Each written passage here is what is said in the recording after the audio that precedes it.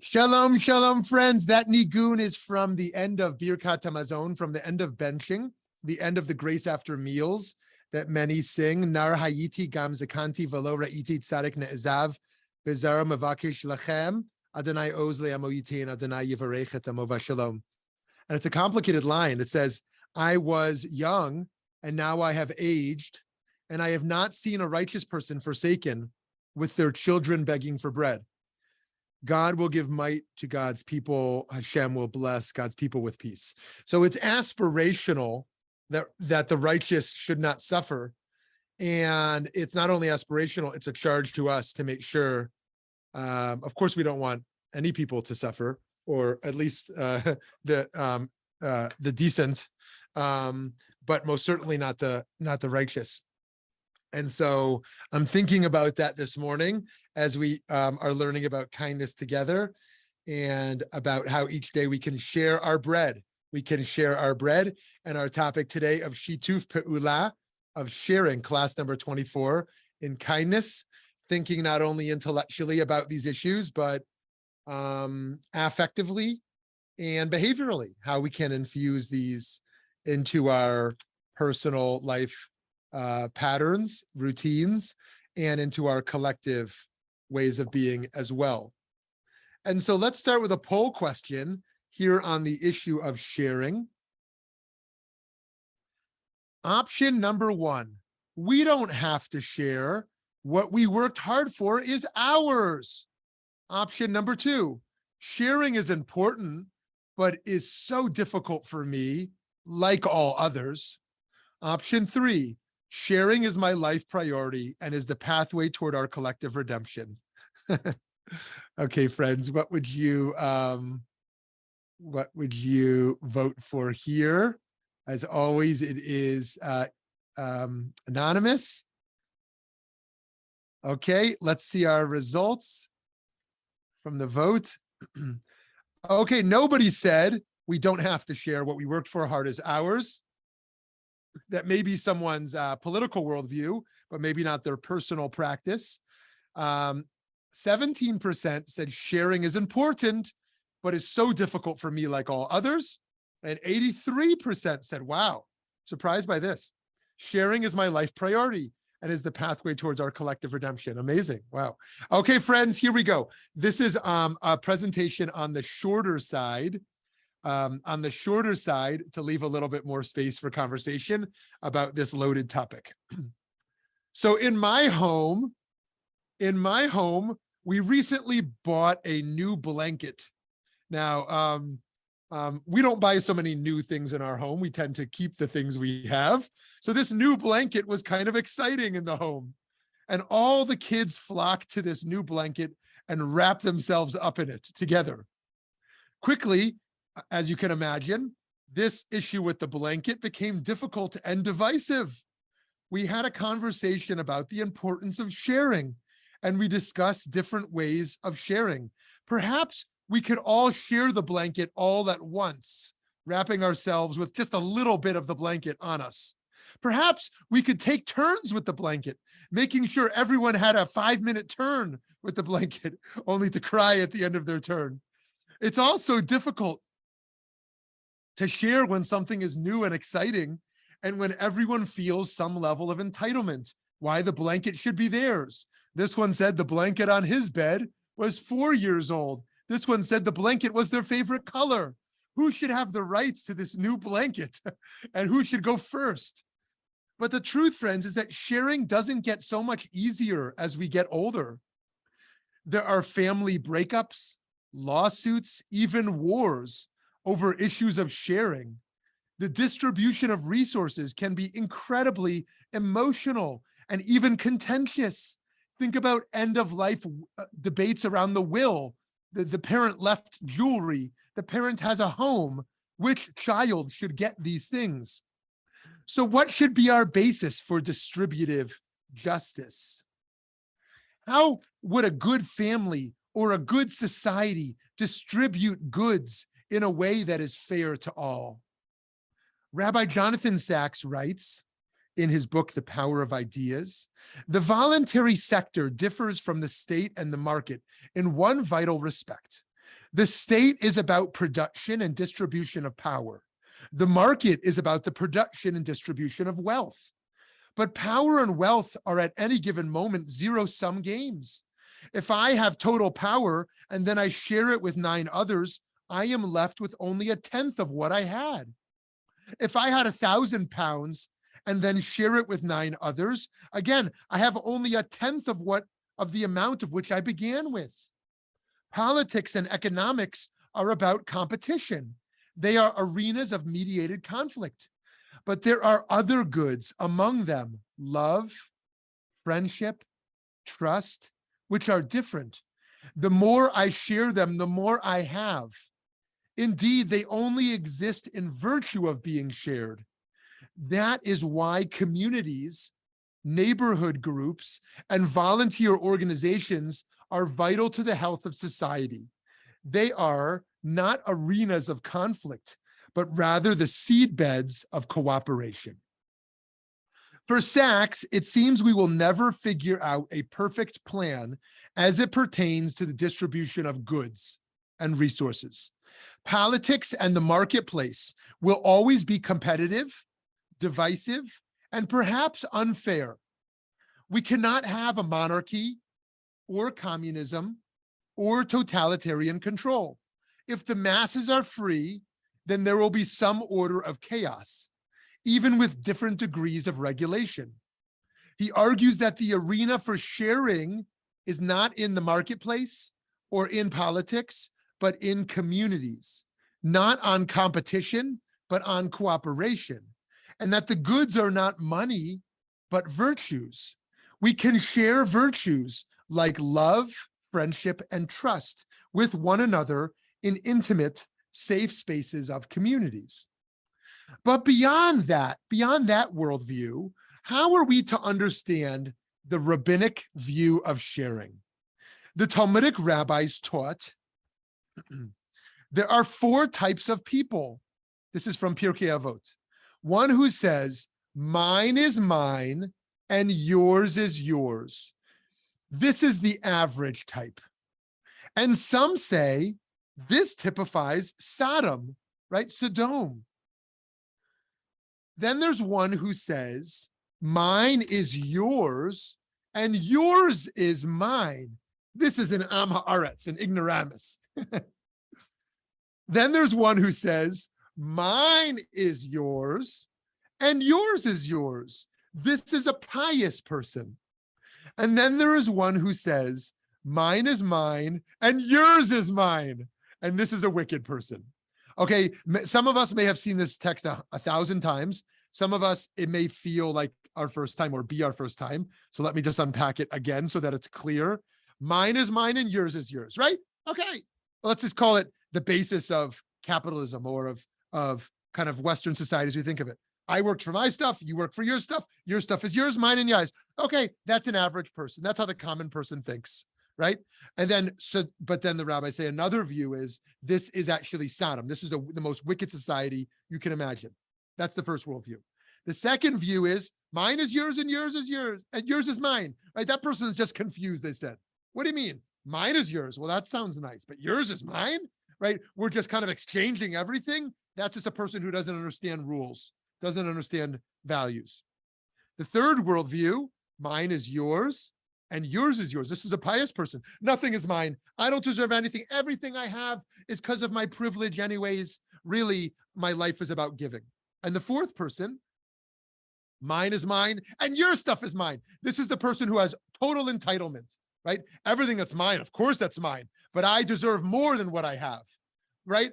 Everyone should be taxed more and give that to me. Everyone should give me their stuff. I deserve more, right? That's a wicked person. right? It's all about themselves. So when it comes to property law, as we know it today, we witness too much of mine is mine and yours is yours. It seems almost laughably obvious. According to some rabbis, as we mentioned, this is indeed normal or average. But according to the second view, this is Sodom.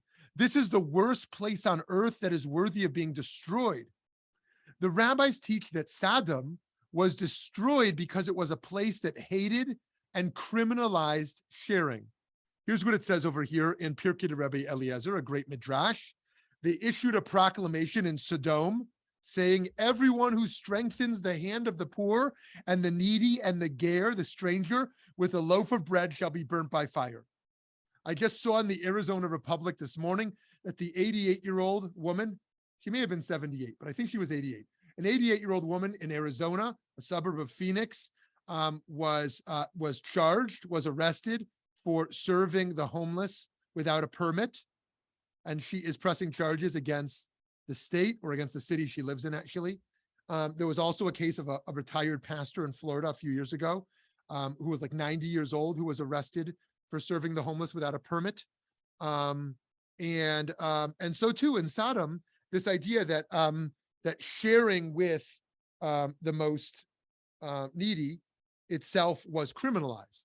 Now, I want to be clear, that's different than what we're talking about. People should have a permit to serve others. We shouldn't criminalize that, but there is, I do understand the need to regulate how food is distributed in society.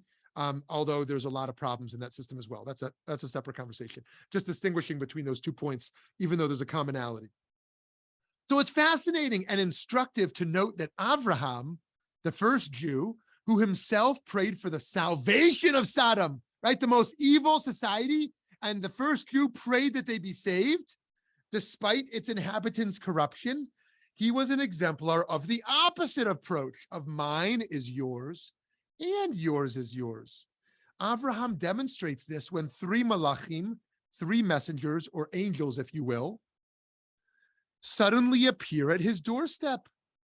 He runs to greet them and bows, has water brought to them to rinse their feet, gives them to rest under the shade of a tree, and together with his wife Sarah, prepares for them an elaborate meal. He engages in 5 acts of kindness towards strangers, culminating in sharing, in giving generously. Right? We were all moved by, what was the city in Texas where one of the most recent synagogue attacks took place? Someone remind me the name of that town in Texas that was on our lips. Okay, we all know the name, and someone will share soon in the chat. No, that's not the one. That's the one. Oh, I'm sorry, that's the school shooting. I'm talking about the synagogue attack. It'll come to me in a moment. In any case, Rabbi Charlie over there, who few of us knew before that, and all of us knew after, as we remember from the headlines, what did he do? A stranger showed up at the door of a synagogue, and he welcomed him for tea. That was a terrorist, but he didn't know that. And we want to beat Colleyville. Thank you, Aglaya. Colleyville, Texas. And that is, we both want security at our Jewish institutions because our attendees deserve that. They deserve security from these types of hate against Jews. And we want to be the kind of synagogues that welcome in strangers in with tea, even when we don't know them, right? And so that's a hard thing. And Avraham, in a dangerous world, sees 3 men he doesn't know approach and runs to serve them, runs to share with them, right? How do we, and this is part of why he is the first Jew, because of this ethos. Furthermore, friends, a common misunderstanding is that Avraham was chosen by God as the first Jew because he was the first monotheist, right? Theology is complicated, but the Torah itself informs us that he was chosen to be our founding father for an entirely different reason. It says over there in Genesis 18, "For I know of him that he will instill in his children and household after him to keep the ways of God and engage in acts of tzedakah and mishpat," right? Kindness and justice. That is why there needs to be a Jewish people, right? In order that we can keep those alive. That is not to say that other people don't keep those virtues alive as well, but that is our raison d'etre. Abraham inherently understood that to give is to fulfill what God asks of us. God didn't create the world for each person to own whatever they wish as long as they earned it themselves. Rather, God created a world of love, and we are to emulate and express that love by seeing our purpose in giving to others. So what do we own? What do we own ultimately? Theologically, God is the owner of all. Of course, as far as modern law goes, we should understand and obey property laws. We can't steal people's things because God is the ultimate owner.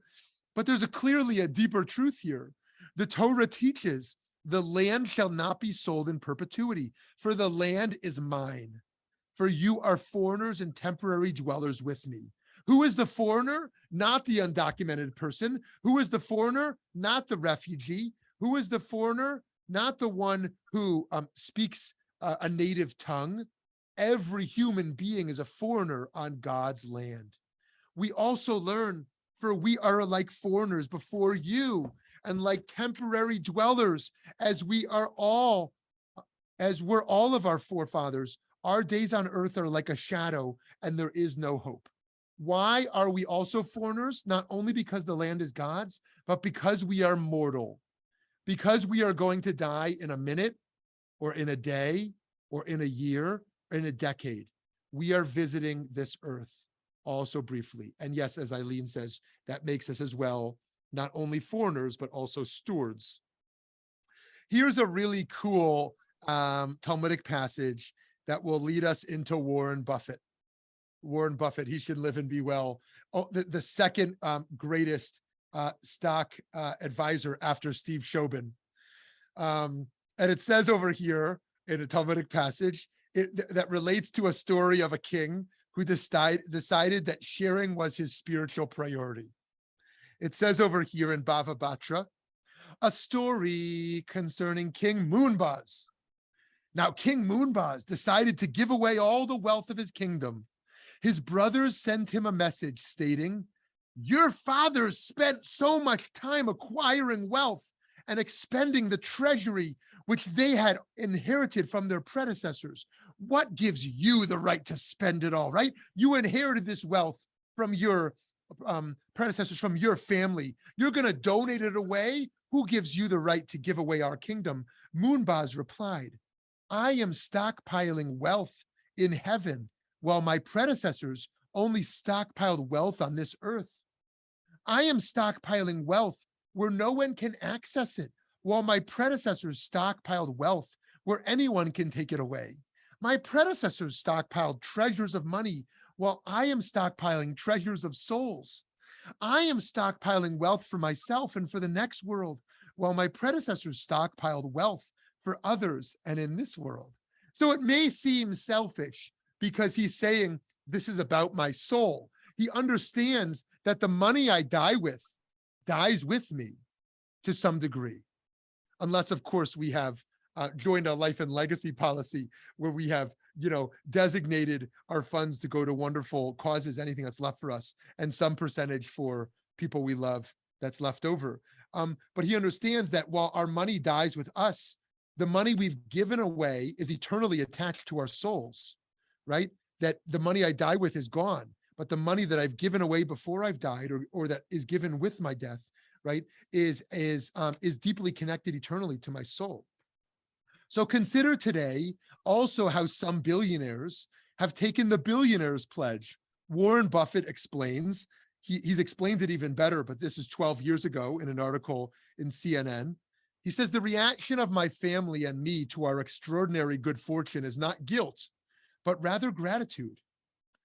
Were we to use more than 1% of my claim checks on ourselves, neither our happiness nor our well-being would be enhanced. In contrast, that remaining 99% can have a huge effect on the health and welfare of others. That reality sets an obvious course for me and my family. Keep all we can conceivably need and distribute the rest to society for its needs. My pledge starts us down that course. So some people might think they need to live on $500,000 a year or $1 million a year or 200,000 a year, or whatever number they've designated. But it turns out from many studies, as we have seen ourselves, that moving from extreme poverty to lower poverty, it does make a deep difference in happiness. Moving from earning $16,000 to $32,000 a year, perhaps even moving from $30,000 a year to living off $50,000 a year, if one has a family, makes a big difference in one's happiness, right? But once you get back beyond the basic need threshold, it turns out that increased wealth or increased income does very, very little to nothing to increase one's level of happiness. And so as as Buffett is saying over here, I'd say Freudian slip, but I don't think that's actually a Freudian slip. That's just a slip. That's just a slip. So moving from living off 1% to 2% would do nothing to increase his or his family's happiness. And so he made that pledge, as many other billionaires have. And one doesn't need to be a billionaire to make such a pledge, of course. And so sharing is one of the greatest challenges of our lives, whether one is a billionaire or living in poverty. Most of us feel an entitlement to what we have and more. We reason that we deserve what we have, regardless of how we earned it. And we deserve even more. We need a spiritual revolution to awaken a deeper spirit of kindness that will enable us to both feel worthy of what we have, but also feel a sense of sufficiency and humility so that we can continue to see sharing not as a loss, but as a gain. We recite in the Ashrei prayer from Tehillim, from Psalms, you open your hand and satisfy the desire of every living being. We can and must emulate God, who decided to share life with all creatures and then to continue and supply others with their needs and desires. In fact, Ecclesiastes describes one who takes the alternative, miserly approach as a fool, not just a wicked person, but as a fool. The fool folds their hands together and eats their own flesh. It's almost like they're killing themselves. They're dying in the process of greed, right? It's almost like imagine an extremely obese person, but I don't want to stigmatize obesity. So let me not use that example. So take out the obesity. Imagine just a person who's alone, who just like has in their hands like cakes and chips and sodas and like are just like throwing it down their throat, like in a way that is kind of like, giving them cardiac disease. Now imagine that in the sense of like just someone like hoarding their wealth in a sense that was giving them a form of spiritual cardiac disease, a sense of like, just like that it's actually kind of killing us in a sense. We would do well to remember how interconnected we are. And this is the last Torah I'll share here. The Ramak, Rabbi Moshe Cordovero, taught all souls are united and each soul contains a part of all others, right? We don't have our own soul. The sparks of our souls are ultimately interconnected. And this concept explained more fully and eloquently by Rav Cordovero's disciple, Rabbi Eliyahu de Vidas, where he writes, even though your body's material substance separates you from your friend, the soul of both of you is a spiritual entity. And the tendency of the spirit is to make you cleave to your friend with unbroken unity. When your soul becomes aroused to love a friend, your friend's soul will be equally aroused to love you in return, until both of your souls are bound to form one single entity. Let us recommit to sharing what we have. Let us follow the lead taken by our founding father Abraham, founding mother Sarah. Doing so not only allows us to demonstrate to others what we care about them, that we care about them, but also goes a long way towards realizing our aspiration that we are truly one. Okay, dear friends, I would love to hear from you on this topic of sharing, Shituf Pe'ula. Hi, Eileen. Hi, Shmuly. Okay. I took notes because I have a couple of comments. Great. The first part with the quiz on the 4 different personalities, I really think that didn't adequately describe how most people work. And so my comment is boundaries. We need to have boundaries. We need to establish that. Once we do, we are then able to extend our hand. But Right. we have to have our own boundaries first. Second, giving. There's been a ton of research on the benefits of giving, and the benefits of giving provide the giver with a longer, healthier life.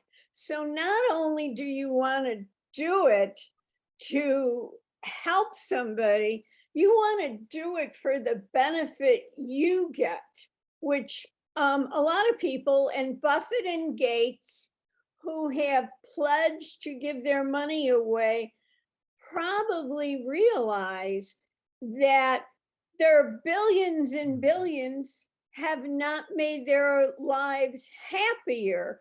It's the giving away of those billions which enhance. And then teaching our children the importance of giving.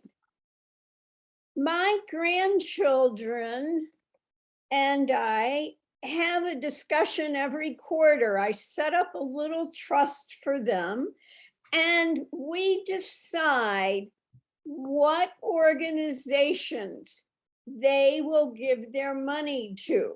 So it's been Humane Society, it's been Alley Cats. It's my grandson wants trees in Israel, and the girls keep on saying, save the children. So every quarter we donate based upon what they want. Awesome, Eileen. I love all of your points. And I'm not going to comment on your last two. I'll leave that to others. But I just want to reaffirm how they resonate for me, both in terms of teaching the next generation to give, because the statistics on giving of the next generation are pretty abysmal right now. And that's not to say that older generations are doing it all perfect, but that younger generations have some scary trends.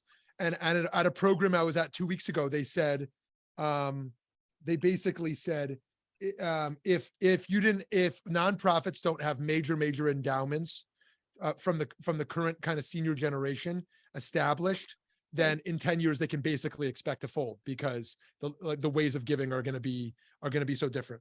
So teaching kids, teaching next generation, just want to stress how important that is. And I also love your point around happiness. I think a lot of people think of happiness as like, laying on a beach with a daiquiri, not to put down that form of pleasure or relaxation. It's great to be on a beach with a daiquiri. But I think when we think about a deeper sense of fulfillment in life, of happiness and what we build our life around, I've also seen many studies like the ones that you related to in terms of how deep that impacts one's life. The one that I do want to comment on is your first one, and because I think it's so important what you said, Eileen, around boundaries, that giving can be that much more powerful when we have boundaries, and that on so many levels. And I think the Torah is coming consistently to share those boundaries. And for example, the boundaries of body. My body is mine. You may not touch me in ways I don't want, right? And and some people might not like the Orthodox approach, but the Orthodox approach around not touching people has some merit. Now it might go to its extreme, but there is merit to like honoring boundaries as a social norm around privacy and body. It has to do with property, the boundaries of property laws around, like, you may not trespass on my property. You may not take my stuff. It has to do with borders, right? The border laws of like, you may not enter my country without the country like giving you access to enter. These boundaries are so important for respect. And when boundaries are honored, it can potentially open up whole new channels of giving. I think what we see today in a broken left-right divide politically is a right that puts up boundaries very, very high. They want higher fences on borders, higher walls. They want higher borders on personal property, on trespassing, on policing, on less taxation and regulations, right? Higher on a whole number of levels. And I think what partially scares the right about the left is a sense that the left doesn't have any boundaries at all, that the left maybe doesn't want any borders at all, that the left has very different sense of property and policing, right? And I think the sense that, wait a minute, what are your boundaries scares the right. And so I think part of the conversation to heal the divides between the left and the right could be around like, like we should all agree that boundaries are necessary in life, right? And in society. And how do we talk about reasonable boundaries that honor the respect of all parties? So thank you for sharing that. And the Torah is very pro boundaries. In fact, there's a prohibition in the Torah called Hasagat Gavul, which means changing boundaries, moving boundary markers is a prohibition in the Torah, that boundaries have to be honored. So thank you, Eileen, for that. Hi, Aglaya. Okay, y'all, I'm really sorry. I'm not feeling particularly well today. And talking about the next generation, apologies to anyone who is a Generation Z in this room, but I'm pretty pissed at mine right now. It's finally happened. So anyway, but long story short, though, talking about, well, one, dealing with the next generation and sharing and everything like that. Good luck. A lot of good luck to you for that one, but because they don't listen to me. But also another thing that is that I was just getting on, like, okay, the reason why I was thinking that way was because of sharing isn't always about like financial issues. So for me, in your quiz, I put that, well, sharing was my life work because, well, sharing knowledge is my life's work. However, though, I'm kind of wondering, though, if we are talking about the four types, though, mine is mine, yours is yours. And, if that applies to knowledge, then I can't do that. I can't say mine is yours and yours is mine. I can say mine is yours and yours is yours. I can do that, though, or I can say mine is mine and yours is mine. Either way, because then I could be, in the last way, I'd be trying to force certain political opinions on people or whatever, and I'm not doing it. So anyway, but long story short, though, that's what kind of is occurring to me about this when it comes to sharing about other ways. And well, when it comes to younger generations, good luck getting them to listen to you because they're not listening to me at all. That's why I'm kind of pissed at mine right now. So great, again, great. Apologies to younger people in the room. So thanks, Aglaya. And then I see Gary. I think Gary raised the hand. Yeah, we'll go to Gary. Yeah, we'll go to Gary next. Thank you so much. And so, yeah, I love that. And that it's always easy to move the sharing conversation immediately into economics and into philanthropy and into wills and estates and the like. And that those are really important conversations. But sharing space, sharing knowledge, as Sachs touched on, sharing virtues. There are so many different forms of sharing and sharing stories, sharing our narrative. We share our lives together. Yes, there's a story of me, but there's a story of we. And for many, it's very hard to be in a family or in a people or in a nation because we have to merge our story. We have to share a story to some degree. And that requires humility also. So thank you, Aglaya. And I'm not going to comment on your second point, but I'll leave that for others. Hi, Gary. Hello, hello. Can you hear me? Yes, great. Okay. I think sharing is something that has to be taught. And I think from the get-go when we're born, it's all about me. And I mean, once I heard a story to prove the point is to take two kids and throw in a playpen and throw a doll or a toy in there and see how the first response is it's mine, and they fight over it. And I think that sharing has to be taught, and I think that some of the blame has to be on our generation or maybe the little generation below, because we were so concerned about our children having good self-esteem that we taught them everything is about them. It's not part of the world. We were worried about, that everybody feels good, and even though you fail an exam, you get a happy face, rather than say, no, you're wrong, and let's concentrate that you are part of the world, and the world does not rotate around you. So I think we, my generation, I've done I think we've done very well with our children. They understood that, but the majority of the world, I don't think, has taken that responsibility to teach those values of sharing with their children. And so I agree with Anglia, excuse me, about Gen Z. It's okay. It's okay. People do it all the time. I agree with her 100%, but I think we have to look at generation prior to that, and did their parents, our society teach them about sharing?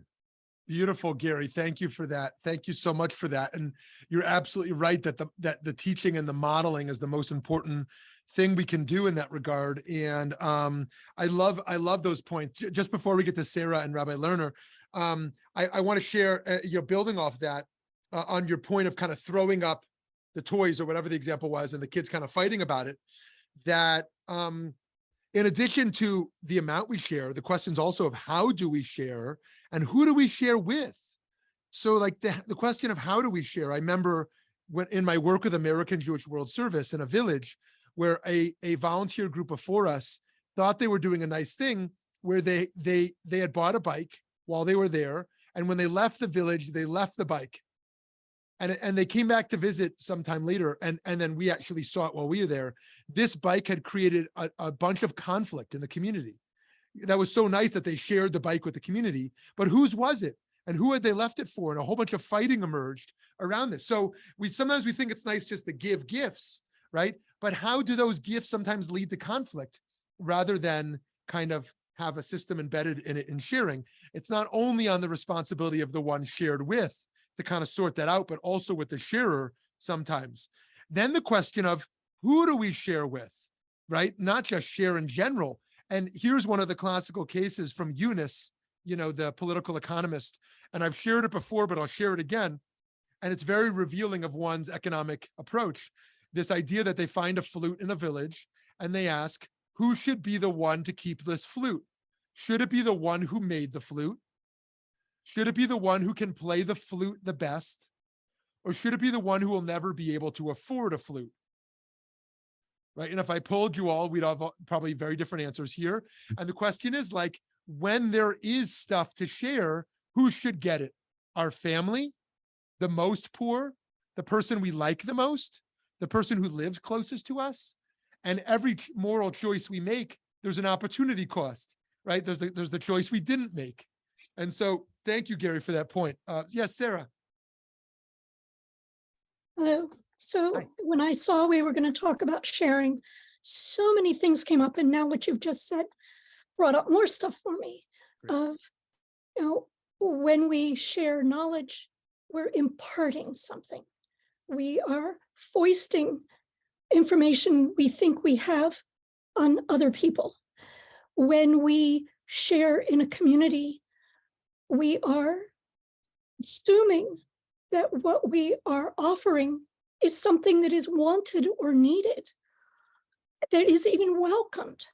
And that's really different. But my first image when I thought about sharing this morning, it kind of goes to what Gary was saying, other than kids playing, is sitting at a soda counter and 2 straws in that float or that milkshake or whatever, or sitting at dinner with your companion and saying, why don't we share dessert? Now, what does that mean? Does that mean, oh, well, I get 1 bite? Does that mean we have it? What does that sharing mean? And the people who say, oh, no, I don't want to share. And then how do you respond to that other person? Is it a rejection of me as someone who is capable and wanting to create this intimate moment? Or is it that, no, I want my own and you get your own? I don't want to share. So all of this idea around sharing is so fascinating. Yeah, I love that. I love that. You know, and by the way, although I want to affirm the value of sharing, when it comes to the dessert, I'm not such a good sharer. You know, sharing dessert. Okay, fine, maybe you can have a bite, but this is my dessert. You know, I'm talking about. So, but it's actually funny because I wonder if anyone else had this. When we went to a restaurant when I was a kid, everyone got their own meal. You get this, you get that. It's your meal. Okay, maybe you offer a bite, but it's your meal. When we went to Chinese restaurants, there was shared. something that we're going to get 4 or 5 things and everyone's going to take a little from each thing. What is that about Chinese restaurants? Is that a thing or is that just my family? Right? Was that a thing? Okay. Poo-poo Anyway, platter. what is The that? poo-poo platter. Yeah. Indian, Ethiopian, there are lots of places. Yeah. So, okay. Anyway, so it's interesting. Now, I'm building on that point of cultures and on Sarah's wonderful point of unwanted sharing. There are many cultures, as we know, where it is very rude to say no to when something is offered. If something is being offered to shared with you, most of us as Americans would just say, no, thank you. I'm good. Not hungry or on a diet or I ate already. All good. Don't want to come to your house. Thanks for the invite. Right. In other places, if you're offered something like it would be very rude to say no. Like, you invite me to your home, I'm going to go. You invite me to eat something. It doesn't matter if I like that or it makes me want to throw up. I'm going to say yes. And I remember being in some village in India where like they really couldn't say no. Anything. I couldn't even get a no answer when the answer was clearly no. Like they just wanted to say yes to everything. And so there's this issue of unwanted sharing, and all the more difficulty when it's harder to say no, or when one is going to be offended. So yeah, so I love how Sarah's problematizing for us, which is not a real word. I just love to use it. Problematizing, this issue of sharing as always good when it could, as we just said, could be shared with the wrong person, could be shared in the wrong way, could be kind of enforced, could be sharing only 1 bite of the dessert when the person wants 5 bites of dessert. So I appreciate that. Okay, Rabbi Lerner, over to you. Okay, Sarah reminded me, and you just did, of a second point. So I'll start with number 2 and go back to number 1. I don't like sharing desserts either, or almost anything, because I'm a bacteria germ person. And that came from being pre-med. I just don't want other people putting their fork or spoon in my food. I think there's also some Jewish law on this too. The fact of the matter, unfortunately, is if you say, let's share, I'll tell you what, we'll get a plate and we'll get a knife and I'll cut, but you can choose first, or you can cut and I'll choose first. Makes a difference, but we're not going to eat from the same plate. That's just my mishigas. And and you have to, I don't know whether it's cultural or personal, deal with it. It's yours. The real issue I wanted to share was that I had an incredible experience just the other day. Someone saying to me, well, how do we get more kids into a Hebrew high school program? And I said, well, not the way you're doing it. There are too many problems and there's too much money involved. Well, you have to have money if you're going to have a school. I said, no, you don't. I said, let me offer you another approach. I'm a retired rabbi with 50 years or more teaching experience where my students still talk to me. So I must not have been the ogre. And I'm willing to donate 2 hours, 3 times a week to teach for free. Well, she said, I don't know what to do with that. And I said, I know. Do you know how many people are retired in our community here in Philadelphia who are competent, professionals, experienced, and engaging teachers? Whether it's Judaism or, I don't know, art history, whatever you want. We're not being used because everything is down to the holy book. Now, in all fairness, and I'm going to throw this in as on the other hand, if I teach for free, I'm taking a job away from somebody who really needs it and is equally qualified and needs the money. Great. Thank you for those. Thank you for those excellent points. I'm not going to comment on most of it, but just before we go to Cheryl, but I do love that point around sharing time. And actually, many people have a lot to share and they're not called upon. And we often think about things purely through a business model, like you're saying, and not through leveraging talent and gifts that many people around us have. And wow, there's a lot to say about that. So thank you for that. And you know, there's another form of sharing that something you said kind of triggered for me, which is, as you know, there's an Israeli election today. It's like the 50th one in 5 years. And it's interesting because they kind of share the coalitions in a parliament, you know, the system. They share the government. Right? We're not so good at that in the US. It's like, you know, you win or you lose. Like, you know, you're the president or you're not. Like, you have to learn how to share your country and government in a sense. I'm not calling it a perfect model, but it's interesting to think about like sharing in that regard as well, of having to kind of share a culture, share power. And anyways, Rabbi, your point there around the sharing of time is really wonderful. Hi, Cheryl. Hello. It brings me to a point about sharing when you were talking about restaurant sharing and all of that. It seems to me that we've come, so I don't know if it's our age, my age, I shouldn't lump everybody together, but if it's my age or things have just changed. But we used to go to restaurants and split the bill. If you're with other people, you would split the bill.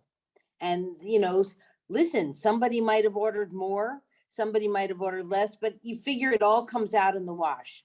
Now I find that when I'm with a group of my girlfriends, we all get separate checks. I mean, it's like, there's no more sharing involved. You know, it's not that you wouldn't say, well, here, have some of mine or some. And I just wonder if it's a product of getting older, or if that is just an issue just for now. Why things have changed. Maybe people are counting their shekels a little tighter or whatever, and only want to pay for what they are. But there seems to be less sharing in that area. And yes, sharing Chinese food is definitely a thing. Okay. And the other thing I wanted to say was back to the very beginning of the class, and that is your poll. I thought you left out an option. And I think that's why you found that 83% voted that the way that they did. And that is, you know, there's a big jump between sharing is really, really hard and yes, sharing is my life's work.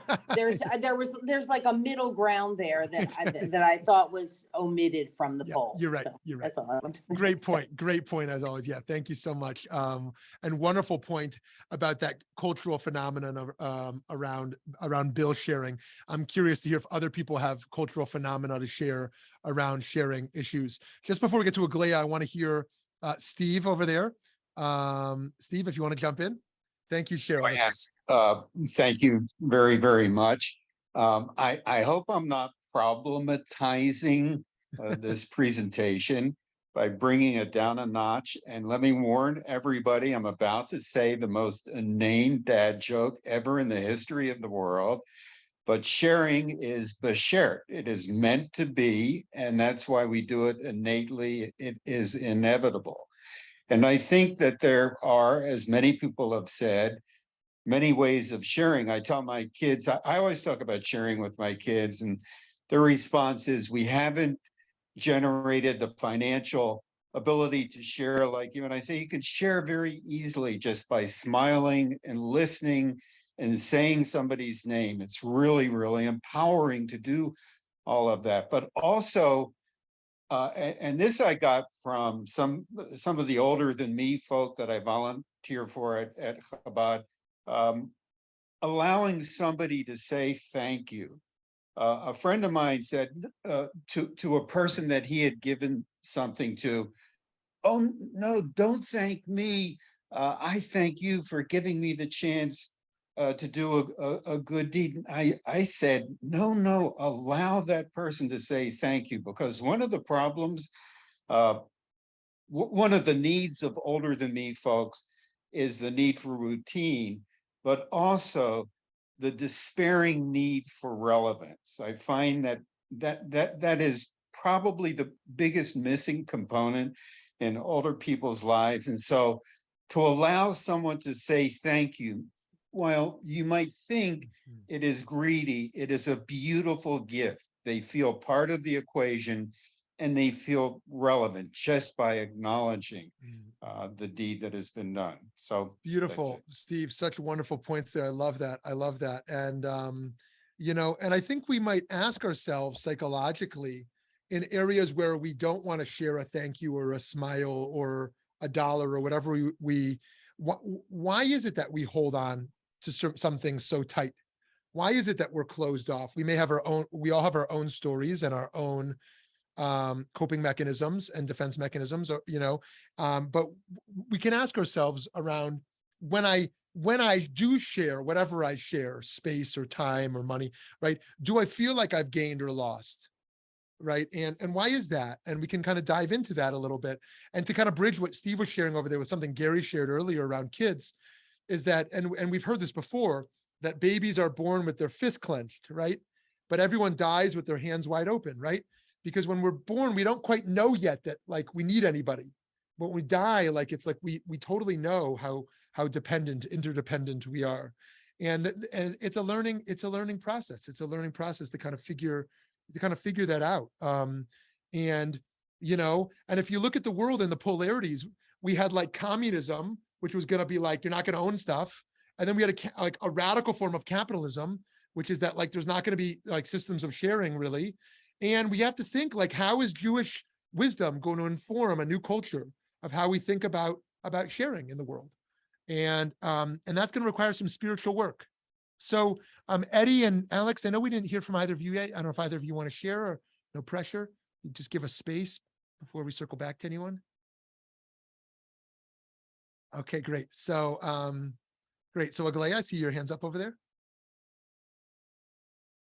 Okay, so I wasn't sure if I wanted to share anything about this earlier though, but you know what, fair game at this point though, but because we're talking about interdependence, and that's where I kind of had a little bit of a difficult issue at one point in time, talking about being a teacher and everything. So the absolute hardest day I ever had as a teacher though was when I had planned a discussion for an African-American history class on Confederate monuments. And well, sort of kind of the weekend before, there had been a shooting at a synagogue, and I just was not. And I had the whole lesson planned and everything though. The morning I walked in, I was like, I am not going to be able to get through this emotionally. This is just going to be too much and everything though. But I eventually, well, I was shaking through the entire lecture, the entire discussion. Everyone could see that I was emotional and everything else like that. It was pretty ridiculous. And it was pretty humiliating, especially since I was dumb enough to bring in, oh yeah, John Donne and The Bell Tolls for Thee. And, oh, by the way, yeah, was it connected? Is this the same kind of thing that's happened in South Carolina with Dylan Roof? And, you know, that same stuff happening, different day and everything though. But I kind of thought about that. I took that from the point of view of, you know, we're all talking right now about being the giver. Sometimes you're forced to be the receiver, whether you wanted to or not. Now, how was I receiving that day? Well, the students didn't actually make an issue about the fact that their teacher was kind of an emotional wreck at that point. And the discussion went really well. They didn't give me too much trouble that day. And so, and also there were students who were kind of like, thanks, great job. At the end of class, they were like, great job. I know that this was hard, blah, blah, blah, blah, blah, that kind of stuff. And so that's where I was kind of like, I don't know. I mean, sometimes we have to think in sharing and also in terms of, can you be a gracious receiver as well? Thank you, Aglaya. I want to see if anyone wants to respond to that. That touches a lot on what Steve shared and what Sarah shared, as well as really thinking a lot about the receiver in this experience. And when we think about sharing love, right, are we sharing the love we want to share, or sharing the love that the receiver wants to receive? Yes, Sarah. Yeah, I'm very moved by what Aglaya just said. And especially the end where you said they didn't give you a hard time about the fact that you were falling apart or almost falling apart. And I think that when we reveal ourselves, when we are genuinely human beings, we offer others an opportunity by sharing our humanity and our reality. We offer others a chance to be human. And so often we shut ourselves off and think we need to be a particular way that isn't in integrity with our own humanity. Yeah. And I'm complete.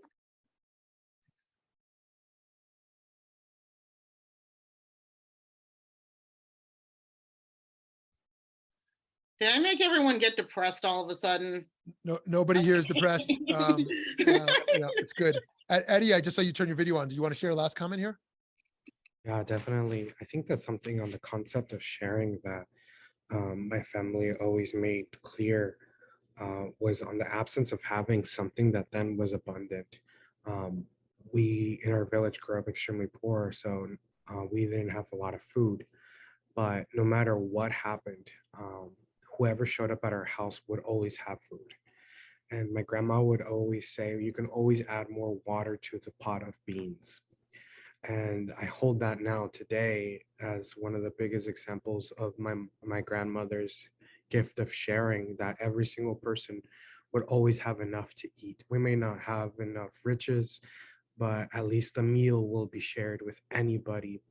When my grandmother passed away, her funeral went on for 5 days because random people would show up and tell us how my grandmother would feed them when they were homeless and how my grandmother would help sew their clothing when it was ripped. And it's these aspects of sharing something that really transcends the way that we look at each other as human beings. When we're able to give something that maybe we didn't have a lot of, but ensuring that the nutrition of food goes far beyond just food. It's a piece of you that you give to the world.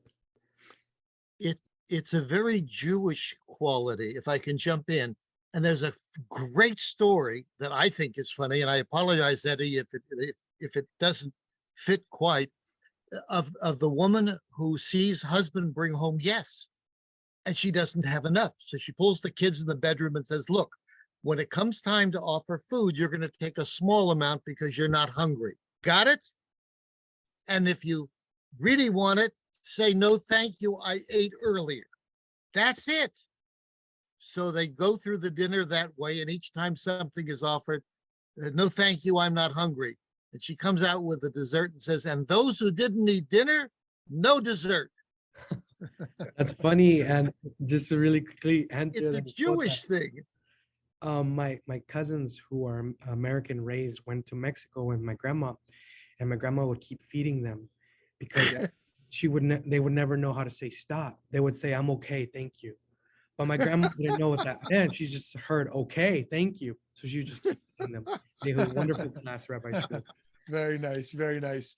Lovely Yeah, story. and I hope everyone enjoyed sharing candy last night. I'm normally the party pooper ideology of Halloween. I'm like, I want our kids to have Purim. You go to people's doors to give them stuff, not go to doors to ask for stuff. I'm the party pooper, but I loved last night. You know, kids are knocking on our door. We're sharing candy with them. You know, it's such a beautiful thing. You get to know your neighbors a little bit. You know, even if they've got like fake blood dripping on their face and like whatever mask, you can't even tell what's going on. You know, give me stuff or I'm going to egg your house, you know, but you know, we only got like 20 trick-or-treaters. We wanted 100, you know? So even though I'm a party pooper on Halloween, it's also great. Like just to have kids walking around the neighborhood and sharing stuff with them. Friends, next week, our kindness class is about revenge. Oh, do we take revenge? And what does it have to do with kindness? What does that have to do with kindness? No. Have a wonderful, yes. Have After a wonderful the election, day. it's Hope a everything goes bad well in the idea. Israeli election. Hope everything goes well in Oh. everyone's lives. Revenge And- after the elections there and here. Good. Yeah. Oh yeah, and here. Yes, we'll see. Yes. Yes. Oh, is it election day we're meeting? Oh yes, we're meeting on election day next week. So that'll be fun also. Good to hold that space together and talk about revenge if your side doesn't win, you know. So Okay, have a great day.